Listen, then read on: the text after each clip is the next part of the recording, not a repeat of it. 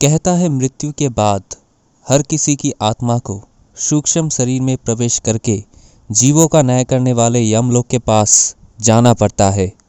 यमलोक के बारे में कहा जाता है कि ये बहुत ही डरावना है। यहाँ जीवों को तरह तरह की यातनाएं दी जाती है, लेकिन पुराणों में यमलोक के कुछ ऐसी भी बातें हैं जिसको सुनकर आपकी चेहरा खिल जाएगा। यमराज का ही दूसरा नाम धर्मराज है, क्योंकि ये धर्म और कर्म के अनुसार जीवों को अलग अलग लोकों में भेजता है। धर्मात्मा व्यक्ति को ये कुछ विष्णु भगवान की तरह दर्शन देते हैं और पापियों को अन्य रूप में। मृत्यु के बाद परलोक में जीव सबसे पहले यमराज और वरुण को देखता है। पद्म पुराण के अनुसार यमलोक पृथ्वी से करीब 12 लाख किलोमीटर दूर है। यमलोक में पुष्पदक नामक एक नदी है जिसका जल शीतल और सुगंधी है। इस नदी में वैसला जानवर वाली अप्सराएं क्रीड़ा करते रहती है। यमराज की नगरी की लंबाई करीब 48,000 किलोमीटर और चौड़ाई 24,000 किलोमीटर है। ऋग्वेद में कबूतर और उल्लू को यमराज का दूत बताया गया है। यमलोक के द्वार पर 2 वैसला कुत्ते पहरा देते हैं। इसका उल्लेख हिंदू धर्म ग्रंथों के अलावा पारसी और यूनानी धर्म ग्रंथों में भी मिलता है। यमलोक में बड़ी बड़ी अट्टालिका और राजमार्ग है। इसका वर्णन गरुड़ पुराण में भी मिलता है। इस लोक में यमराज जी का सह्याग चित्रगुप्त जी का भी महल है। यमराज जी का राजमहल कालदीप नाम से जाना जाता है। यमलोक में 4 द्वार है। पुण्यात्मा और धर्मात्मा को पूर्व द्वार से प्रवेश करने का अनुमति मिलता है और पापियों को दक्षिण दिशा से प्रवेश करना होता है। ओ पापियों को यमलोक में यातनाएं भुगतनी पड़ती है। मार्कंडेय पुराण के अनुसार दक्षिण दिशा के दिक्पाल और मृत्यु के देवता को यम कहते हैं। वेदों में यम और यमी दोनों देवता मंत्र दृष्टा ऋषि माने गए हैं। वेदों में वो पितरों के अधिपति माने गए हैं। यमराज जीवों के शुभाशुभ कर्मों के निर्णायक है। दक्षिण दिशा जो अशुभ कर्मा आत्माएं प्रवेश करती है वो बड़ी भयंकर है। नरक का स्थान संबंधित महाभारत में महाराज परीक्षित सुखदेव जी से प्रश्न पूछते हैं तो वो कहते हैं कि राजन, ये नरक त्रिलोक के भीतर ही है तथा दक्षिण की ओर पृथ्वी से नीचे जल के ऊपर स्थित है। इस लोक में सूर्य के पुत्र पितृराज भगवान यम हैं। वो अपने सेवकों सहित रहते हैं तथा भगवान की आज्ञा का उल्लंघन ना करते हुए अपने दूत द्वारा मृत प्राणियों को अपने दुष्कर्म के अनुसार पाप का फल दंड देते हैं। यमपुरी या यमलोक का उल्लेख गरुड़ पुराण और कठोपनिषद ग्रंथ में मिलता है। मृत्यु के 12 दिनों के बाद मानव की आत्मा यमलोक का सफ़र शुरू कर देता है। पुराण अनुसार यमलोक को मृत्युलोक के ऊपर दक्षिण में 86,000 योजन दूरी में माना गया है। एक योजन में लगभग 4 किलोमीटर होता है। आत्मा 17 दिनों तक यात्रा करने के बाद 18वें दिन पर यमलोक पहुंचता है।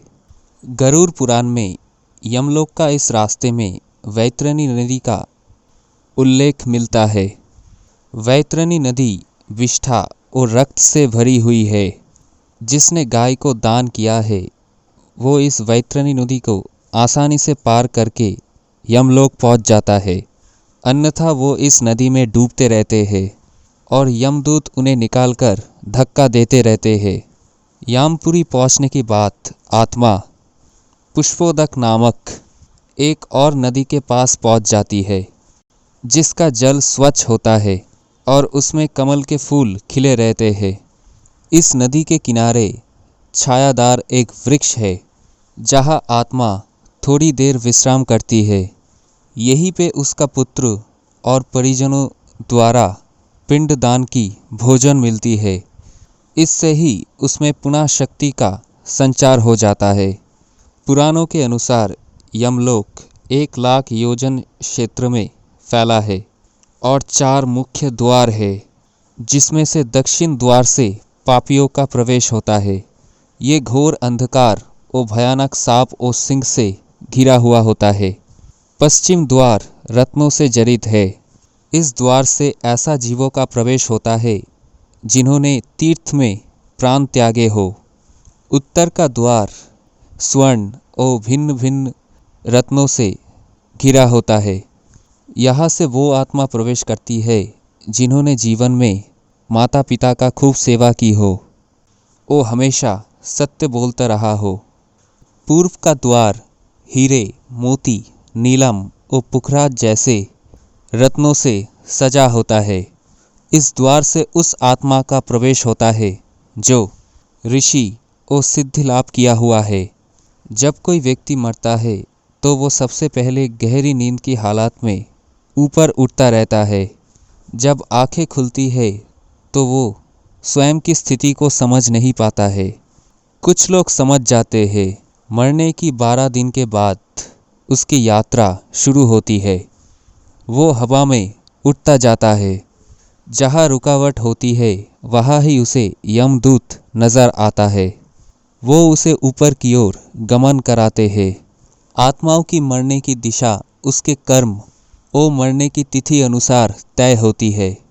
जैसे कृष्ण पक्ष में देह छोड़ती है तो उस काल में दक्षिण और उसके पास की द्वार खुली होती है। लेकिन अगर शुक्ल पक्ष में देह छोड़ती है तो उत्तर और उसके आसपास के द्वार खुले होते हैं। लेकिन तब कोई नियम काम नहीं करता जब व्यक्ति पाप से भरा हो। शुक्ल में मरकर भी वो दक्षिण दिशा में गमन करता है। इसके अलावा उत्तरायण और दक्षिणायन सबसे महत्वपूर्ण होता है। उत्तरायण के शुक्ल पक्ष में देह छोड़ने वाली पुण्य आत्माओं को किसके सामना करना होता है? उन लोगों को भगवान विष्णु का दर्शन होता है, जो शंख, चक्र, गदा, पद्म धारी चतुर्भुज रूप में दर्शन देते हैं। ऐसी शुभ आत्मा स्वर्ग का अनुभव करती है और उसे शांति और स्थिरता मिलती है। स्वर्ग में रहने की पश्चात वो पुनः अच्छे समय में और अच्छे स्थान में जन्म लेती है। दक्षिणायन की कृष्ण पक्ष में देह छोड़ने वाली अशुभ आत्माओं को किसकी सामना करना होता है? जो लोग पापी और अधर्मी हैं, जो लोग जीवन भर शराब, मांसाहार और स्त्री संग के अलावा कुछ नहीं किया, जिन्होंने धर्म का अपमान किया, जिन्होंने कभी भी धर्म के लिए कोई पुण्य कर्म नहीं किया, उन आत्माओं को दक्षिण दिशा की ओर खींच लिया जाता है। इस पापियों को सबसे पहले वैतरणी नदी पार करना होता है। नदी पार करने के बाद दक्षिण दिशा से भीतर आने पर वो अत्यंत भयानक यमराज को देखते हैं। वहाँ यमदूत उपस्थित मिलते हैं।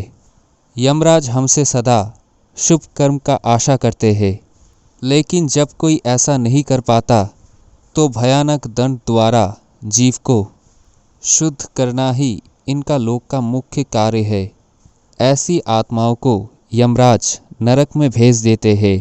मृत्यु के देवता यम पृथ्वी लोक पर रहने वाले प्राणियों का कर्म के अनुसार उन्हें स्वर्ग या नरक भेजने का काम करते हैं।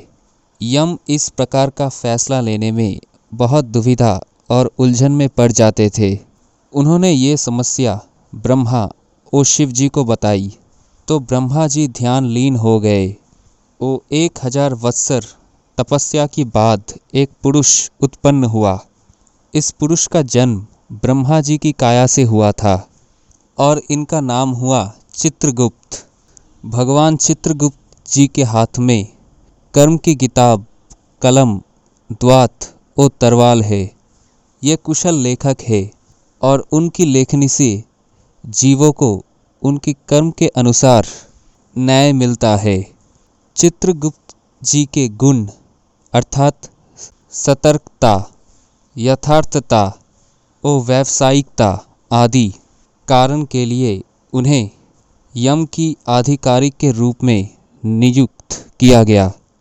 गुणों के आधार पर चित्रगुप्त पृथ्वी पर रहने वाले जीवों का लेखा जोखा और अच्छे बुरे कर्म का हिसाब किताब परिपूर्णता के साथ करते हैं।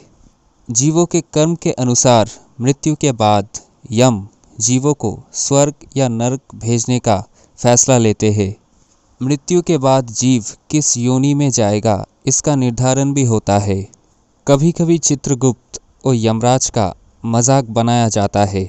ऐसा करने और ऐसा सुनने वाले अंत काल में पछताएंगे। जिन्होंने वेद पुराण पढ़े हैं निश्चित रूप में वो यमराज के संबंध में सम्मानजनक शब्दों का प्रयोग करेंगे, क्योंकि वो जानते हैं कि यम का अपमान की परिणाम क्या होता है।